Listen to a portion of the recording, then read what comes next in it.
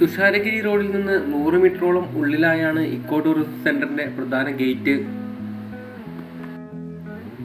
മരങ്ങളും വള്ളികളും തണൽ വിരിച്ചു നിൽക്കുന്ന പ്രവേശന കവാടവും കടന്ന് മുന്നോട്ട് നീങ്ങിയാൽ അടിമുടി കുളിർമയുള്ള അന്തരീക്ഷവും വലതുവശത്ത് ചെറിയ ജലധാരകൾ ഒഴുകുന്ന പാറക്കെട്ടുമാണ് സഞ്ചാരികളെ സ്വാഗതം ചെയ്യുക.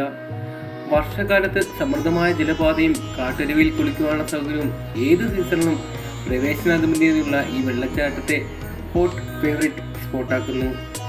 രണ്ടാമത്തെ ജലപാതയെ വഴവിൽച്ചാട്ടത്തിലേക്കും 1 കിലോമീറ്റർ മുകളിലുള്ള തുമ്പിതുള്ളും പാറയിലേക്കും.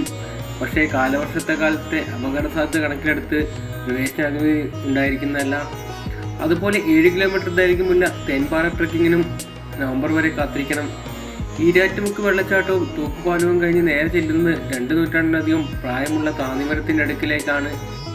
വെള്ളരിമലയിൽ നിന്ന് ഉത്ഭവിക്കുന്ന ഇരുവൻപുഴയുടെ പോഷകനദിയായ ചാലിപ്പുഴയിലാണ് തുഷാരഗിരി വെള്ളച്ചാട്ടം സ്ഥിതി ചെയ്യുന്നത്. കാഴ്ചയ്ക്ക് മികവേകുന്ന ചെറുനീർച്ചാലുകൾ ഉൾപ്പെടെ ഈരാറ്റുമുക്ക്, മഴവിൽ വെള്ളച്ചാട്ടം, തുമ്പിതുള്ളും പാറ എന്നിങ്ങനെ 3 വെള്ളച്ചാട്ടങ്ങളുമായാണ് തുഷാരഗിരിയിലുള്ളത്.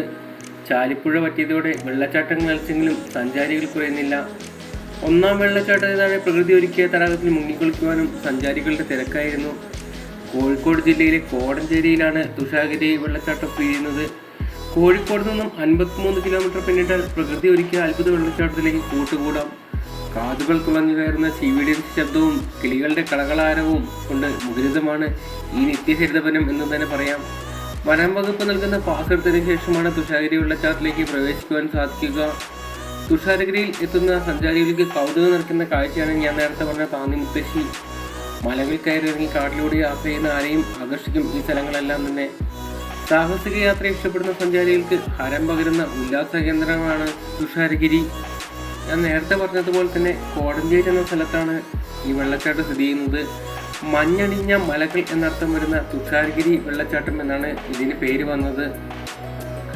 സെപ്റ്റംബർ മുതൽ നവംബർ വരെയാണ് തുഷാരഗിരി സന്ദർശിക്കാൻ അനുയോജ്യമായ സമയം. വെള്ളച്ചാട്ടത്തിന് ഏറ്റവും ശക്തി ഈ സമയത്താണ്. എല്ലായ്പ്പോഴും വെള്ളമുണ്ടാകും. പശ്ചിമഘട്ട താഴ്വരയിലാണ് ഇത് സ്ഥിതി ചെയ്യുന്നത്. പശ്ചിമഘട്ടത്തിൽ നിന്ന് ഉത്ഭവിക്കുന്ന 2 അരുവികൾ ഇവിടെ കൂടിച്ചേർന്ന് ചാലിപ്പുഴ എന്ന നദി രൂപം കൊള്ളുന്നു. നദി 3ആയി പിരിഞ്ഞ് 3 വെള്ളച്ചാട്ടങ്ങളായാണ് ഒരു മഞ്ഞുപോലത്തെ ജലധാരയാകുന്നു. ഇതിൽ നിന്നാണ് തുഷാരഗിരി എന്ന പേര് വന്നത്. 3 വെള്ളച്ചാട്ടങ്ങളിൽ ഏറ്റവും ഉയരം കൂടിയത് തേൻപാറ വെള്ളച്ചാട്ടമാണ്. ഏകദേശം 75 മീറ്ററോളമാണ് ഇതിൻ്റെ പൊക്കം വരുന്നത്. തുഷാരഗിരി വനമേഖലയിൽ അന്യനിന്ന് പോകുന്ന 45ഓളം ചിത്രശലഭങ്ങളെ കണ്ടതായി റിപ്പോർട്ട് ചെയ്തിട്ടുണ്ട്. 60 വർഷം മുമ്പ് അന്യനിന്ന് പോയെന്ന് കരുതപ്പെടുന്ന ട്രാവൻകൂർ ഈവനിംഗ് ബ്രൗൺ എന്ന ചിത്രശലഭവും ഈ ചിത്രശലഭവർഗത്തിലെ പ്രധാന ഇനമാണ്.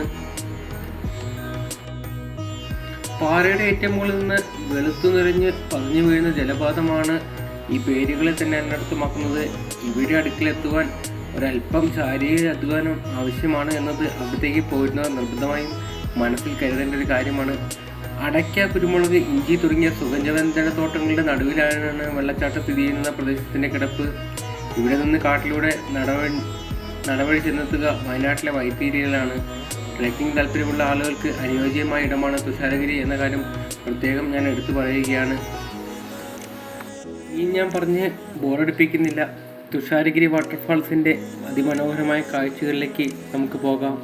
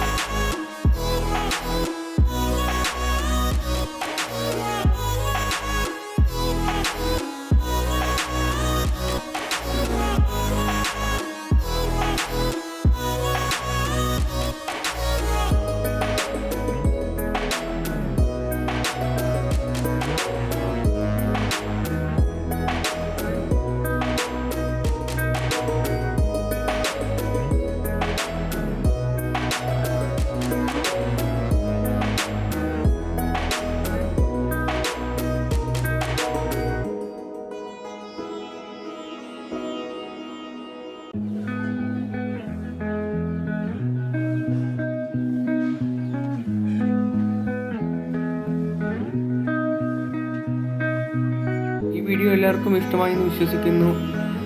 താങ്കൾ ആദ്യമായിട്ടാണ് ചാനൽ കാണുന്നതെങ്കിൽ ദയവായി സബ്സ്ക്രൈബ് ചെയ്യുക. Thanks for watching. This is Wayanad ഇൻഫ്ലിസ്റ്റ സൈനിങ് ഓഫ്.